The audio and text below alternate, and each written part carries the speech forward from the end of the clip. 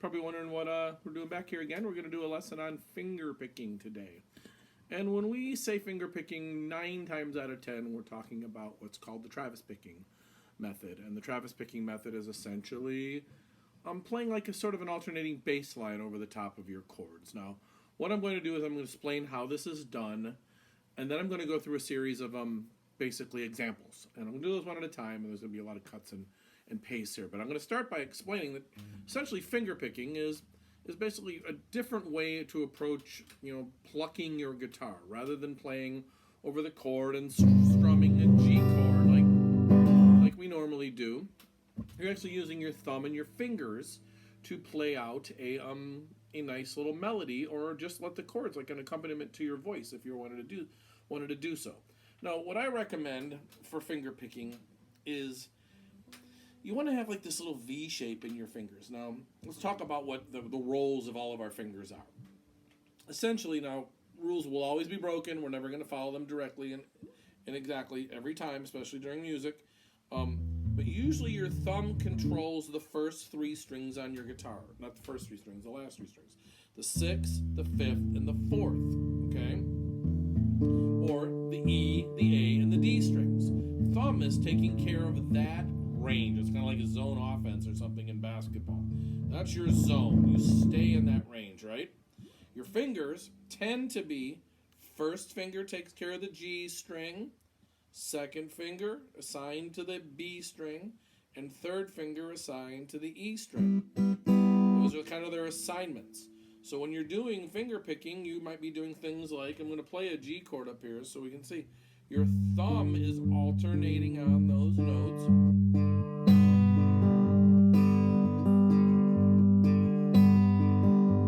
And your fingers are taking care of the other aspects of that playing, okay? Now let's talk about the basic function of these guys, okay? There are 2 ways that you can look, 3 ways technically you can look at this.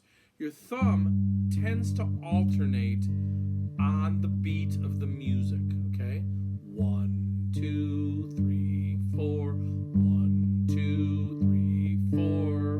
Okay, over and over again. Doesn't matter what chord you're playing. 1, 2, 3, 4, 1, 2, 3, 4, 1, 2, 3, 4. And your fingers can do one of 3 things. They can play on the beat, they can play off the beat, and then they can play both. So in this case, what we're talking about on the beat is on the 1, 2, 3, 4. When something lands on the number, it's on the beat of the music. 1, 2, 3, 4. 1, 2, 3, 4. If it's off the beat, it's 1 and 2 and 3, 4. 1 and 2 and 3 and 4. And that's on the upbeat of the music. 1, 1 and 2 and 3 and 4 and 1 and 2 and 3 and 4 and, or to make it simpler, 1 and 2, 3, 4, 1 and 2, 3, 4. Or they can do both. They can go 1 and 2 and 3 and 4. 1 and 2, 3, 4, 1 and 2, 3, 4. That's really the only combination of the 3 things that they can do. Now, I recommend that you kind of try to keep your, you kind of keep your wrist reasonably straight when you play. It shouldn't be a contorted situation that you're playing in. You're going straight down the fingerboard, but kind of keep your fingers pointed towards the bridge of your guitar. So you're playing off the inside of your fingers, and keep this V shape in your thumb, okay? That's the end of this first section. Now I'm going to go through all the rest of these fairly quickly in a minute. I'm going to give you 13 examples of how you can do this on a G chord, okay? Thank you very much. Okay, example 1 is as simple as you can get. Just bass beats with your finger. You need 1 finger to do this. Actually, you need 1 finger to do all these for a while. Finger on the G. A traditional way to play a G chord in fingerstyle music is these fingers. It allows you to play melodies and things when you play, and you'll get used to that eventually. But right now, 1 finger is all you need. Now I'm going to play alternating the bass, the G and the D string. That's all we're going to do for these first 13 examples. Okay, these are variations on these beats. Okay. example 1. 3, 4, 1, 2, 3, 4, on the beat, 1, 2, 3, 4. Here is example number 2, okay? Very simple. We're going to pluck with your second finger. You're going to pluck the B string on the first beat. 1, 2, 3, 4. 1, 2, 3, 4. 1, 2, 3, 4. 1, 2. Right? Example number 3. We're going to put an and beat on the third beat. Oh, sorry, off the second beat of the music. 1, 2, and 3, 4. 1, using your first finger to pluck the G string. Second finger, first finger. 1, 2, and 3, 4. 1, 2, and 3, 4. We're going to build on that. We're going to add an and beat on the third beat with your second finger. 1, 2, and 3, and 4. 1, 2, and 3, and 4. Number 5. 1, 2, and 3, and 4, and 1, 2, and 3, and 4, and 1, 2, and 3, and 4, and nope. Number 6. 1, 2, and 3, 4. First finger on the G string. Number 7.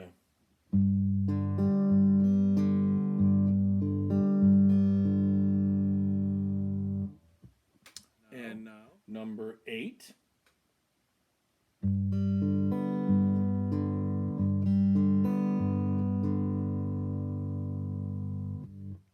Number 9.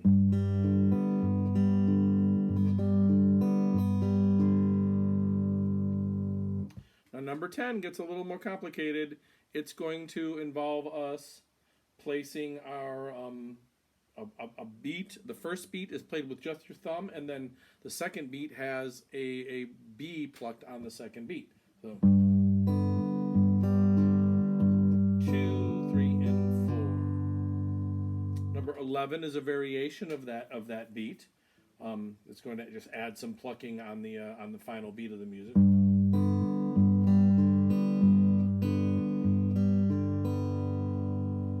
Number 12 is where things get a little more complicated. We're actually going to play an and beat, an on the beat and an off the beat in the first measure. You'll hear this very clearly. 1 and 2 and 3, 4. 1 and 2 and 3, 4. And finally, number 13. Number 13 is finally just a variation on that idea where we're going to play all the way through the measure using beats on the and note. So you'll hear the 1 and 2 and 3 and 4 and 1 and 2 and 3 and 4. 1 and 2 and 3 and 4. That's number 13. And we're done with the one measure pattern section. These are now going to be 2 measure variations on these. No longer one measure patterns or 2 measure patterns, and they'll use a G suspended 4th chord. That's by putting a C note in your G chord. You've heard that before, right? So here's pattern number 1, all right? Starting with the C note down.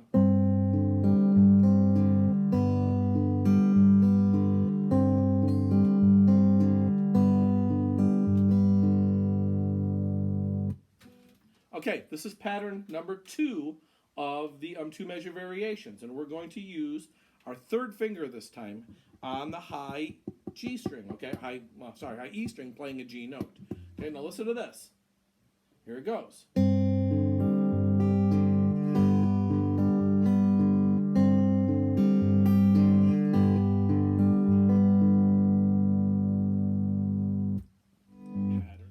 Variation number 3. We're actually going to be doing an on the beat and an off beat here on the same beat. You'll hear that very clearly when we start this. 2, 3, 4.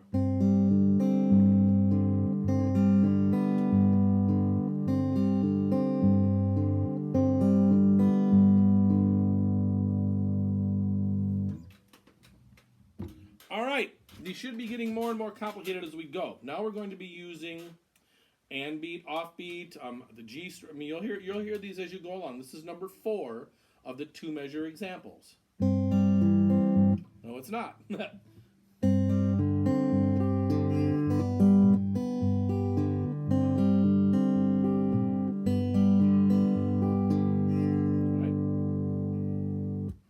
Number 5 of the 2-measure examples.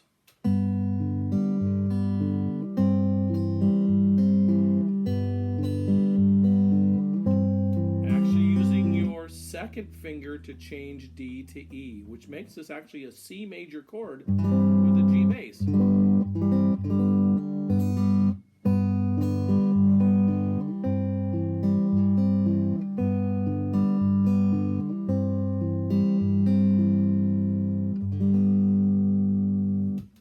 Okay, now we're going to talk about using these over a chord progression. Now, up to this point, we've been using the E string and the D string to do our bass picking. Some chords require us to move to a new string, like the C chord. You're going to be now using, on a C major chord, which you all should know at this point, you're going to be picking the A string and the D string, or a C note and an E note. As we move through the progression, there's 3 of these. We're going to do a G chord, an E minor chord, which is the same string picking as the G chord, and then we're going to move to a C chord, right, which is on the 5th string and the 4th string, and then a D string. Same thing, A and D.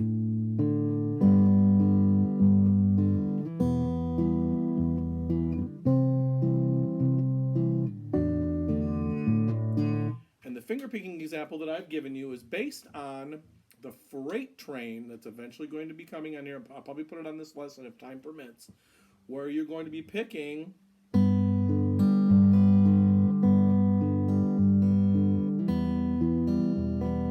one, 2, and 3, and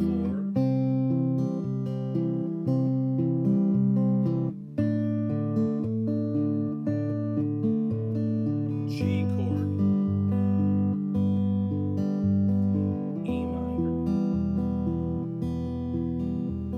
C and D.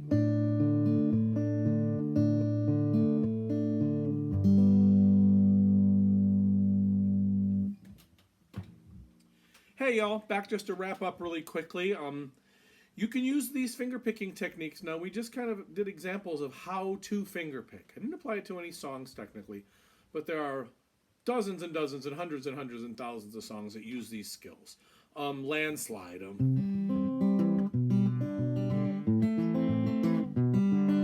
Everybody knows that one. Blackbird. You know, I'll know how to pick that. What's another? What's the?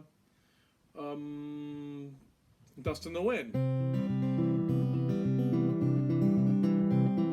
There's lots of ways to use this. One of my favorites is Elizabeth Cotton's Freight Train.